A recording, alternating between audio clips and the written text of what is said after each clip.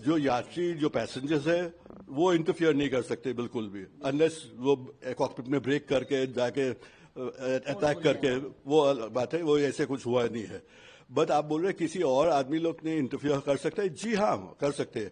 काफी इंजीनियर्स लोग हैं जिसको जानकारी है कि कैसे सिस्टम चल रहा है. आफ्टर ऑल एक कंप्यूटर है, कंप्यूटर आपका घर में भी कंप्यूटर चलाते हैं आप, किसको जास्ती जानकारी है? कोई कंप्यूटर एक्सपर्ट्स को जास्ती जानकारी है, सॉफ्टवेयर इंजीनियर्स को जास्ती जानकारी है. अगर किसको जानकारी है कैसे अगर मैनिपुलेट करना है, कुछ फॉल्ट फाइंड करना है तो कर सकते हो. लेकिन हुआ कि नहीं अभी पता करना चाहिए इंक्वायरी से. सर सवाल ये भी खड़ा होता है कि अगर कोई इस तरह की चीजें प्लान करता भी है, लेकिन टेक ऑफ के वक्त जो पायलट की जिम्मेदारी होती सारी चीजें चेक करना रूटीन, तो उसके बाद भी अगर टेक ऑफ करे तो टेक ऑफ के बाद भी क्या उन चीजों को? जी हाँ, हो सकते हैं. मैं आपको 2 एविडेंस दिखा रहा हूँ जो रिपोर्ट में भी आया है और पहले से पता भी लग गया है कि पहले तो एयरक्राफ्ट टेक ऑफ किया है, पावर ठीक था, उसने टेक ऑफ किया, स्पीड भी चल रही, करीब 5 सेकंड 3 सेकंड 5 सेकंड तक कुछ तकलीफ नहीं आई. लेकिन पहले जो कोई भी पायलट कोई भी एयरक्राफ्ट में करते हैं वो बोलते हैं पॉजिटिव रेट ऑफ क्लाइंब. उसका मतलब एयरक्राफ्ट है गियर ऊपर कर लीजिए. ऊपर करने की कोशिश हुई और नहीं हुआ है. क्यों नहीं हुआ है? ये अभी थोड़ा टेक्निकल एरिया में जाता हूं कि सभी एयरक्राफ्ट में, बोइंग है, एयरबस है, सब में एक स्विच होती है, बोलते हैं स्क्वाट स्विच. वो स्क्वाट स्विच गियर के पास में इंस्टॉल की जाती है.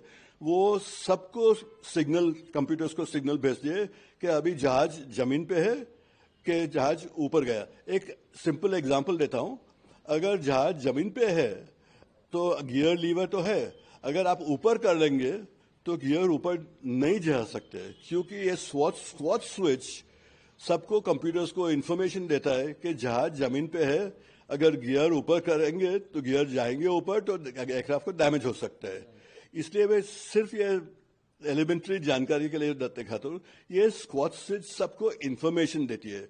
अगर जहाज एयरबॉर्न हुआ है और एक गलत इंफॉर्मेशन गया है तो फ्यूल को स्टार्वेशन करने के लिए पॉसिबिलिटी है. जी हाँ, पॉसिबिलिटी है. लेकिन ये हुआ है कि नहीं, इंक्वायरी को रिपोर्ट कर दीजिए. बट ये 2 चीज है. पहले तो गियर नीचे ही रह गया है, ऊपर गया नहीं है, which should have normally happen. Normal जहाज में एयरक्राफ्ट के गियर ऊपर होना चाहिए. दूसरा चीज ऑटोमेटिकली रैट मैंने क्या, ऑगमेंटेड पावर है, इलेक्ट्रिकल पावर है, हाइड्रोलिक पावर है. जब दोनों इंजन फेल हुए हैं तो ये पावर इंस्ट्रूमेंट्स के लिए, पायलट के बेनिफिट के लिए रैट डिप्लॉय हो जाता है. ये रैट भी डिप्लॉय हुआ था अपने आप. तो ये दोनों चीज क्यों हुआ है? कोई चीज गलती हुआ है कहीं भी, उसको इंक्वायरी करने दीजिए.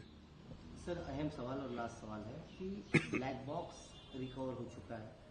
ऐसे हादसों के रिपोर्ट्स जो है पहले भी आपने स्टडी किए हैं, देखे भी हैं, तो कितना आपको पॉसिबल लग रहा है कि ब्लैक बॉक्स से सच्चाई सामने आ जाएगी जांच में? जी हाँ, ये 2 पार्ट का आंसर है जो आपने सवाल पूछा है. ब्लैक बॉक्स में डेटा है. ये सबसे कठिन चीज जो है, ये डेटा रिट्रीव करने के लिए. अभी आपको समझाने के लिए, आपका कंप्यूटर घर में चल रहा है, वो बहुत बड़ा फाइल है, कहीं आपको किसने भेजा है, उसको डाउनलोड करना है. वो बड़ा फाइल, उसको टाइम लगता है. वो फाइल अगर डाउनलोड करेगा तो आपके पास वो डेटा आएगा.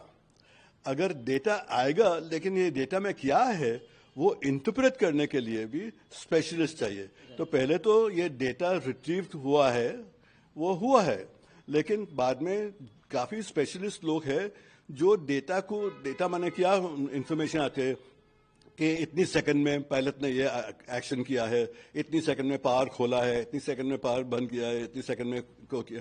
जो भी हुआ है जहाज में वो डेटा में आ जाएंगे.